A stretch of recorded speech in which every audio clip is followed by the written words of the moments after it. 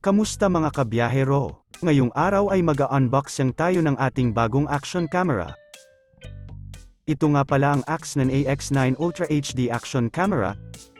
Napaka-unique ng action camera na ito dahil ito lamang ang action camera na may wireless microphone.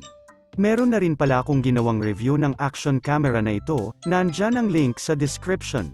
Sa harap ng box ay makikita mo kaagad na meron itong wireless microphone, at sa likod ng box ay makikita mo ang kanyang mga specs, kaya nitong kumuha ng 5K 30fps, 24 megapixel, meron din itong electronic image stabilization, screen sa harap, at may kasama na din itong waterproof case, remote control, at ang kanyang wireless microphone. Pagbukas mo ng box ay makikita mo ang kanyang manual. Nandito din ang actual camera na nakalagay sa kanyang waterproof case, nandito din sa gilid ang kanyang remote control. Para mabuksan ang waterproof case ay kailangan mong matuklap ang lock sa ibabaw bandang harapan.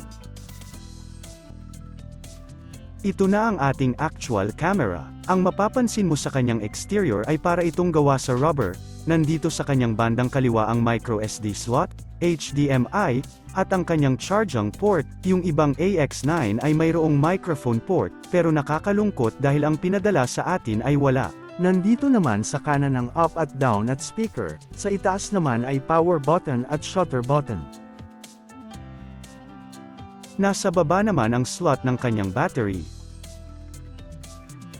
Ang battery nga pala nito ay 3.7 volts at ito ay 1350 mAh na kayang tumagal ng 2 oras na recording depende sa settings mo. Ito pa ang ibang laman ng box. Ito ang kanyang housing case, J-mount, extra lid ng waterproof case, hindi na siya waterproof pag ito ang ipinalit mo. Male and female 1/4 mount, flipped long extension, handlebar mount, flipped short extension, 2 mounting base, at isang short extension. Sa isang box ay ito naman ang laman, dual slot battery charger, mini USB charging cable para sa kanyang battery charger, Type-C cable para sa camera at wireless microphone, cable ties, 3M double-sided tape para sa base mount, anti-loss cable, 2 extra battery, depende ang dami ng battery sa bundle na gusto mo, arm strap para sa remote control, at mga extra strap para pwede mo i-custom ang mounting na gusto mo, at ang panghuli ay ang kanyang wireless microphone. Nandito din ang kanyang pin na ginagamit kapag epi-pair ang camera sa kanyang wireless microphone. Nagsama na rin ako sa bundle ng 32GB na microSD memory card. Ngayon ay susubukan na natin ang ating AX9. Nilagay na din natin ang ating memory card. Long press lamang sa kanyang power or mode button para mag-on. Meron na tong malapad na display sa likod at ito ay touchscreen. Para ma-access ang video settings ay i-click lamang ang arrow sa baba. Dito ay makikita na ang kanyang mga video resolutions na pwede niyang i-record. Pwede siyang mag-record ng 5K sa 30 fps, 4K sa 60 fps, 2K sa 60 fps, 1080p sa 120 fps, at ang kanyang hyper-smooth na 720p sa 240 fps. Pero kung sa Android ka lamang mag-e-edit ay recommend ko na sa 1080p 60 fps na resolution ka lamang para madaling i-edit. Para ma-access naman ang kanyang photo mode ay swipe lamang ang screen sa kanan or sa kaliwa.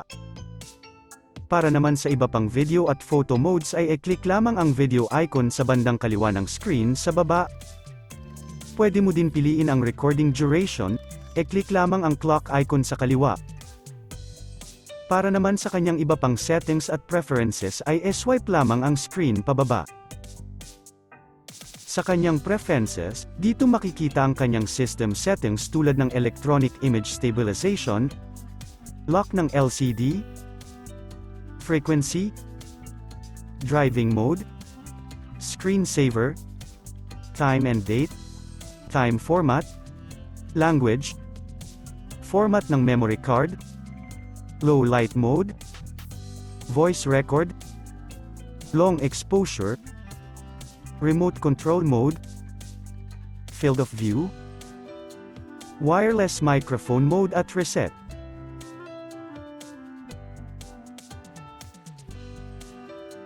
Ngayon ay iseset na natin ang ating wireless microphone, pumunta lamang sa settings ng wireless microphone at iset sa on. Para may pair ang wireless microphone ay kailangan natin ng kanyang pin. I-long press lamang ang power button ng ating wireless microphone at hintayin na umilo ang kanyang indicator light. Kapag blinking ang kanyang indicator light ay ibig sabihin ay hindi pa nakapair ang wireless microphone sa camera. Sundutin lamang ng pin ang butas sa ilalim ng mic ng matagal hanggang sa mag-stable ang indicator light. Makikita din sa screen ng camera ang pagbabago ng icon ng microphone. Ibig sabihin ay naka-paired na ang wireless microphone sa camera. Kapag tapos na ang pairing ay paired na ito sa susunod na gamitin mo uli ang camera. Para naman mailipat ang display sa harap ay e-press lamang ang down button sa kanan.